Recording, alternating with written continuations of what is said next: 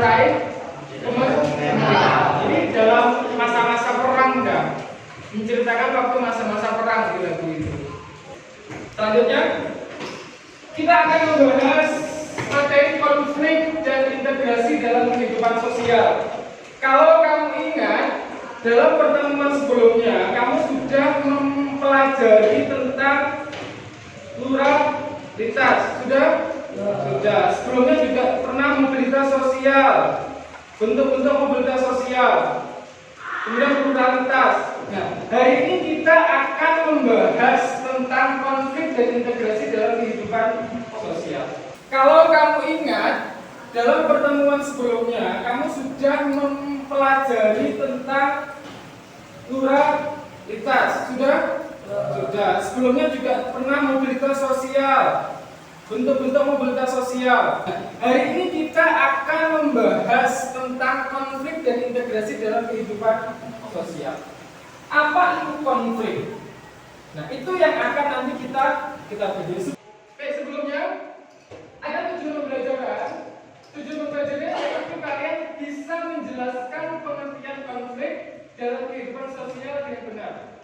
Yang kedua, kamu bisa memahami faktor-faktor penyebab konflik dengan benar. Jelas ada faktornya terjadi konflik itu. Kalau berantem dengan teman mesti ada faktor.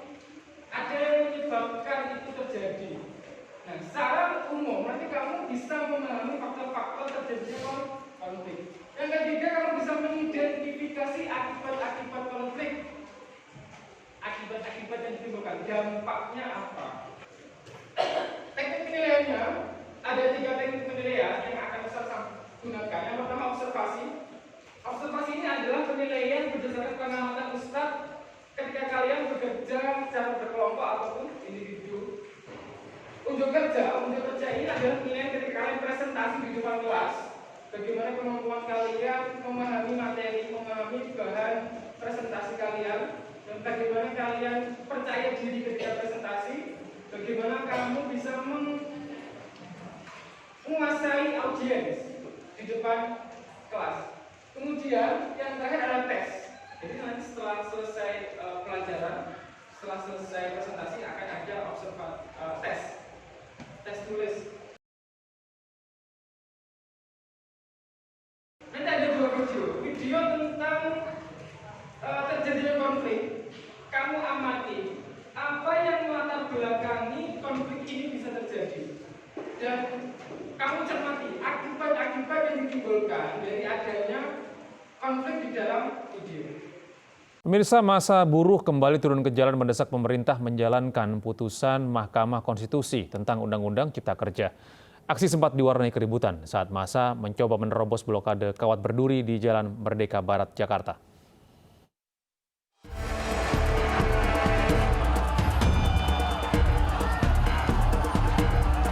Unjuk rasa buruh di kawasan Patung Kuda Jalan Merdeka Barat, Jakarta Rabu siang sempat diwarnai ketegangan saat massa buruh berupaya merobohkan blokade Kawat Berduri dan beton pembatas yang dipasang polisi.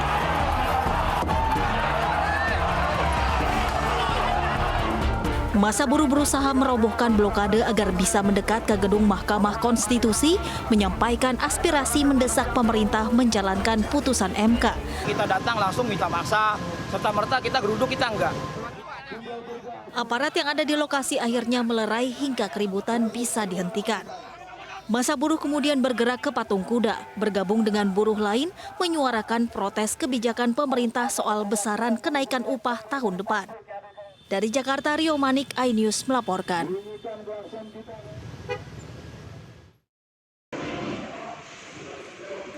Oke. Apa yang kamu lihat dari video ini tadi?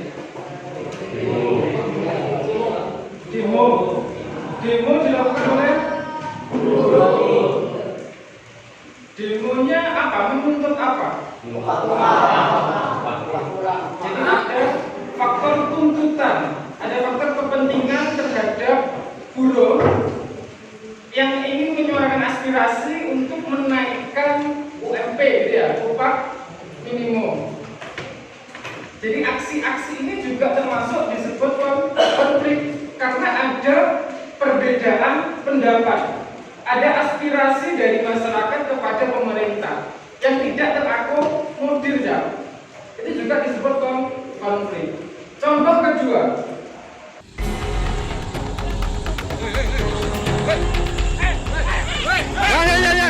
Inilah video amatir warga yang merekam aksi tawuran menggunakan senjata tajam oleh dua kelompok pelajar di kawasan Pulau Gebang, Cakung, Jakarta Timur pada Jumat siang. Tawuran dilakukan di tengah jalan raya saat kondisi jalan tengah ramai dilalui pengendara.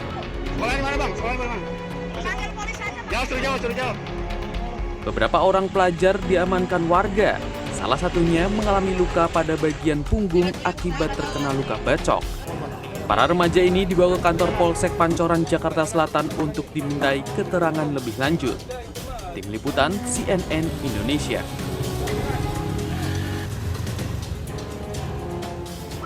Apa itu tadi?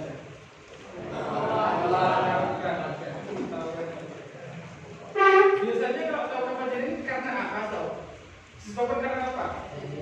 Kalau anak-anak SMP tawuran itu biasanya cekcok, terus apa? Emosi, apa lagi? Dendam. Ya, jadi yang terlibat masalah satu orang tapi yang tawuran satu sekolah, itu nggak biasanya? Itu juga konflik antar kelompok. Kelompok mana yang terlibat konflik? Kelompok siswa. Dan biasanya kalau siswa itu disebabkan karena faktor-faktor sepele. Jadi konflik itu menurut KBBI adalah sebagai perselisihan, pertentangan dan percekcokan. Jadi ada perselisihan, ada pertentangan di sana sebelum terjadi konflik. Kemudian ada cekcok. Secara sederhana, konflik merujuk pada adanya dua hal atau lebih yang berseberangan, tidak selaras dan bertentangan. Itu disebut konflik. Ada pertentangan di sana, Cak. Misalnya kamu berantem sama temenmu, itu juga disebut konflik. Misal rebutan sarung, terus main dan terpekuran, itu kan konflik juga, gitu ya. Jadi konflik itu bisa berawal dari hal yang sederhana, dari hal yang bertentangan, perbedaan. Ada 4 faktor penyebab: perbedaan individu, perbedaan kebudayaan, perbedaan kepentingan, dan perubahan sosial. Nah, ini nanti yang harus kalian analisis. Dan sebelumnya, Ustaz akan membagi kalian menjadi 6 kelompok. Kelompoknya tidak ini, karena nanti masing-masing akan mengambil nomor undian. Setelah itu, kalian langsung geser ke tempat duduk kelompok kalian. Kelompoknya kelompok 1, kelompok 2, kelompok 3, kelompok 4, 5, dan 6.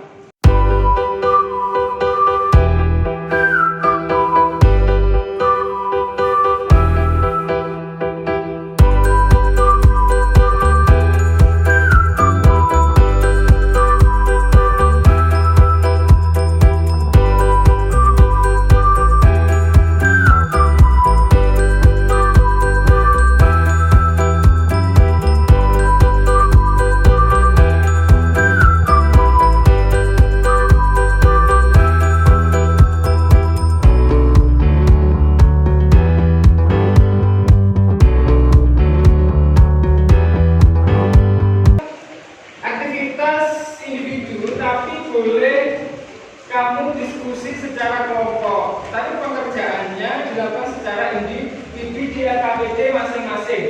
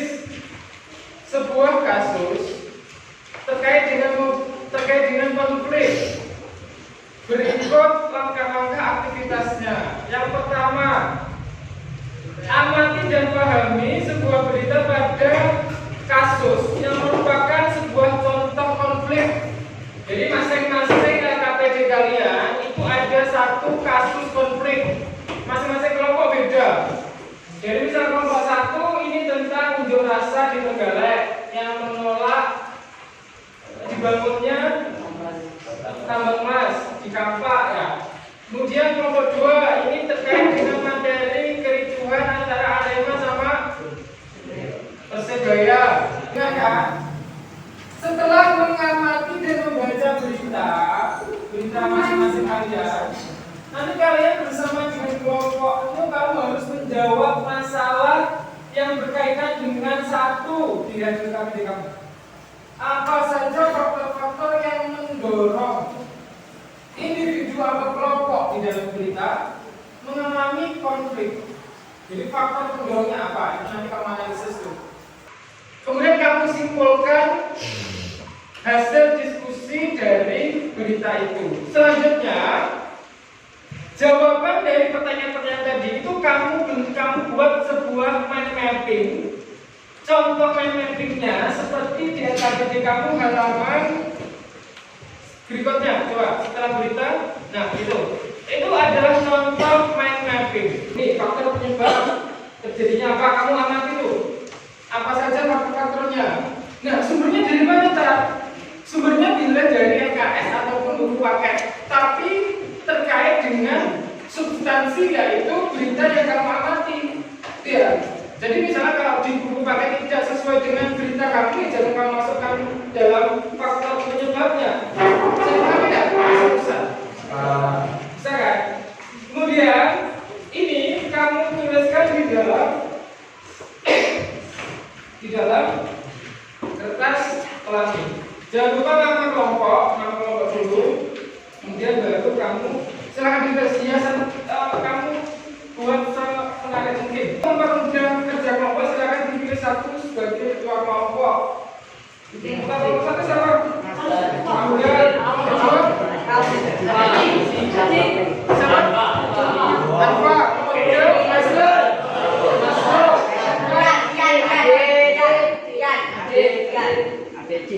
Adit. Zaki, silakan Zaki. Oke, Fabian. Silakan ketua kelompok mengkoordinir dan membagi tugas masing-masing.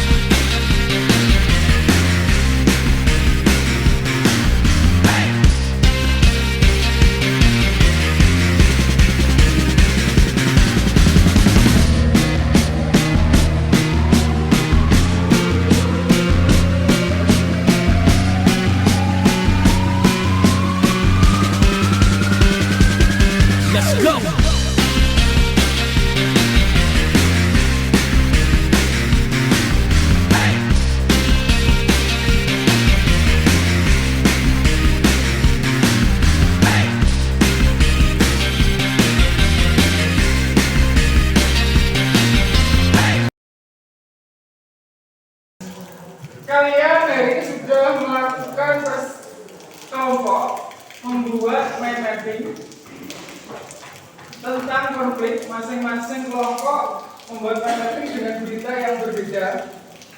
Selanjutnya kita akan menyimpulkan materi pada hari ini. Hari ini kalian sudah mempelajari tentang materi konflik. Apa yang kamu pelajari mempelajari dari materi konflik. Konflik itu timbul dari apa? Permasalahan, perselisihan, demo warga tentang tambang emas yang mau dibuat di Tenggalek, itu kan? Nah, berarti perbedaan apa yang terjadi pada kelompok satu? Ceritanya perbedaan tentang kepentingan. Ini ada kepentingan yang berbeda ya, makanya terjadi konflik. Jadi susah dan feeling, dan sebagian besar memang mind mappingnya sesuai dengan konteks yang ada di dalam KPD. Oke, minggu depan kita akan materi berikutnya adalah presentasi. Jadi nanti kalian mempersiapkan berpresentasi. Mind mapping kalian silakan dipresentasikan di depan secara berkelompok. Kemudian kita akhiri dengan bacaan takwid bersama-sama.